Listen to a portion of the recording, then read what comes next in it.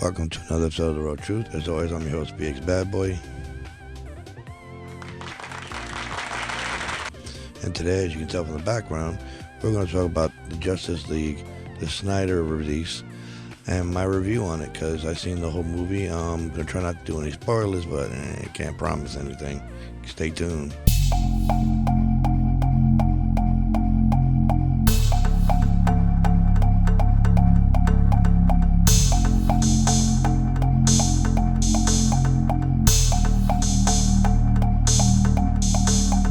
The review of the Snyder release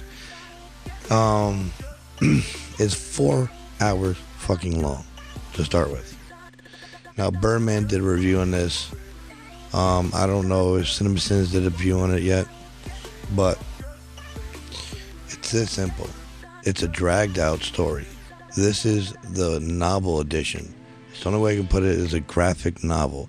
They added a whole lot of context that was necessary and some wasn't. But it really is a different movie. It's not the same movie. It has the same premise, but they changed certain scenes.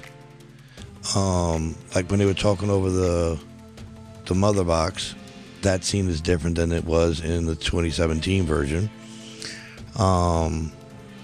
Slight differences in the conversation when he goes see Aquaman.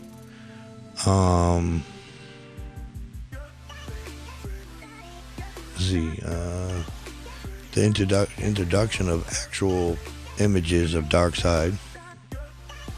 A little bit more into that. They changed. What the hell's his damn name? Wow, I lost the guy that was sent to destroy the planet and use the mother boxes. He looks different. The first fight 5,000 years ago was different. The person that the Earth fought wasn't the same. Wow, I can't remember his name. It's irking the hell out of me.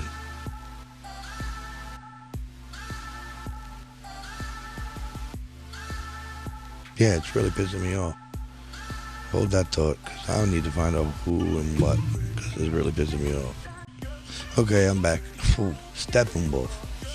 They changed the way Steppenwolf looked and acted, and some of his interactions with other characters. They added other details. They should have melded both movies. Certain sections of 2017's version needed to be, and was better to be put in 2021's version, but they didn't. It was legitimately a different movie, even though it had the same premise. The action scenes were pretty more badass. It gave you a little bit more novel-like story. The only thing I can compare it to is a graphic novel versus a comic book. 2017 was a comic book version, and 2021's version was the graphic novel, because it was so dragged out, it's not even funny. 4 hours. I don't think I've ever sat through a movie for 4 hours. And I sat through that entire movie, including the aftermath. After the end, it was more. So I stayed to that. So if it was worth me staying for 4 fucking hours, then it's gotta be good. Now, I love the movie. There's only a few scenes, like when Superman comes back from the dead. That scene turned out slightly different. They introduce Martian Manhunter.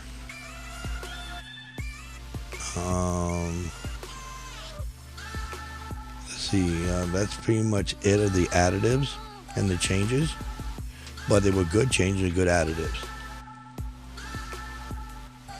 They needed them, because the other one seemed like they did kind of slap shit together. It was a good movie to me, but they slapped some shit together.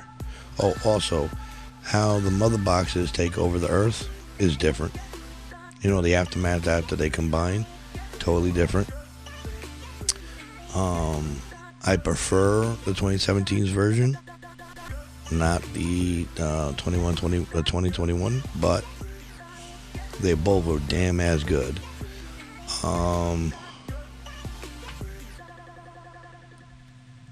Now, the Bruce talks about seeing the Flash from the future come talk to him, and how Lois is the key. That dream sequence of Batman's was different. He still had it, but it wasn't the same as the other one. So there was a difference to that, which I didn't mind. I liked it pretty much, though some things seem rather stupid. When you don't do something that's common sense, I'm upset. When you are supposed to be a genius, like Batman, Wonder Woman, and so on, when you're that smart as they are, they're not stupid. They're geniuses, for lack of a better term. You shouldn't be doing common sense dumb shit.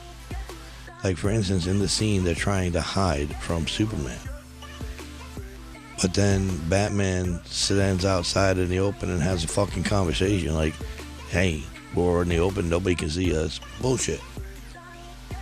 So stupid stuff like that, when you should be hiding and you don't. Like those dumbass fucking horror movies where they go into the basement instead of getting in the car and driving off. Stuff like that, gets on my last nerves. But it was worth the 4 hours. It was actually worth paying HBO Max to see it. I'd like to see it in like an IMAX or a movie theater though one day, because it on a giant screen would be awesome. If it was in 3D, it'd probably be even better. But I just had, like I said, I have little tweaks of issues, and you'll notice most of them because a lot of stuff is common sense stuff. The way they find the boxes is different. They actually explain how they find the boxes instead of that long dragged out, like in 2017 was long and dragged out. And they were trying to, search this and search that. In this one, they made it more simple. They simplified how they found the box, which I appreciate. Though I did like the 2017 version of how they found the box. That was pretty cool too. It showed their, weaknesses and disgruntles towards each other because they just started. You got to have some bumps and rough edges. The 2021 version has less of those bumps and bruises, but that's still fine. It still played its part. I'm not going to tell you what happens, but Cyborg's father's involved, and it's a different outcome for him than it was in the 2017 version. The interrogation was different. He had a device that went on their head that was technically reading their minds, but they still had to give up the information somehow. I'm talking about Steppenwolf, which didn't make much sense because I didn't see them using anything like it. The interaction and battle over the tower was more intense. Instead of the 1 or 2 fights that Batman had to get into the tower, there was a whole lot more fighting, which was pretty good in my eyes. All the fighting took longer, and not in the sense that they dragged it out, but there was more to it. There was more skill, like how he invaded the shield. The first time in 2017, he just lit off a bunch of missiles and then drove in. And I was thinking to myself, what the hell? Then in 2021, he shoots one missile, it opens up, and before he can get through, it seals the shield again, which makes sense on why he lets off every missile he possesses. Completely. So he would do that. The aircraft. Now this is tedious crap, but the aircraft was having issues, as Bruce stated. So he had to fix it, but in this one, he still had the issue, but he didn't know how to fix it. I didn't appreciate that because Bruce knows how to make anything work. He's a freaking genius. Okay? He may not come up with all the technology and gadgets, but he knows how to fix them and make them work. And this would be something he knows how to do. And it was a remnants of, I think it was Rise of Batman, whatever, or the End of Batman, with Justin Bale, on how he had to fix the navigation shit, and they're like, oh, it didn't even work, blah blah blah, and find out that Batman put the patch in. In this version, Cyborg deals with it, and they explain how the ship is AI.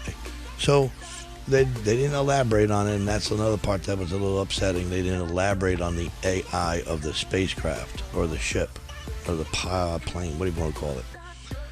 So overall, I give this a 10 out of 10, and I suggest everyone see it, including my little 12-year-old, but he doesn't have the patience to sit there for 4 hours.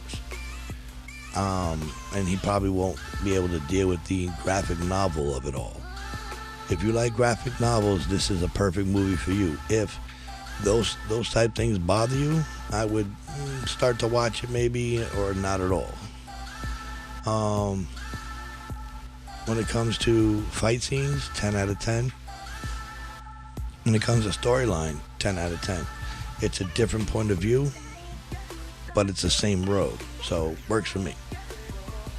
On that note, if they come out with a 2, we'll go through that one too. Have you guys a good night. Please subscribe, like, and comment. If you disagree with my opinion or have something to add, by all means, leave a comment. Peace.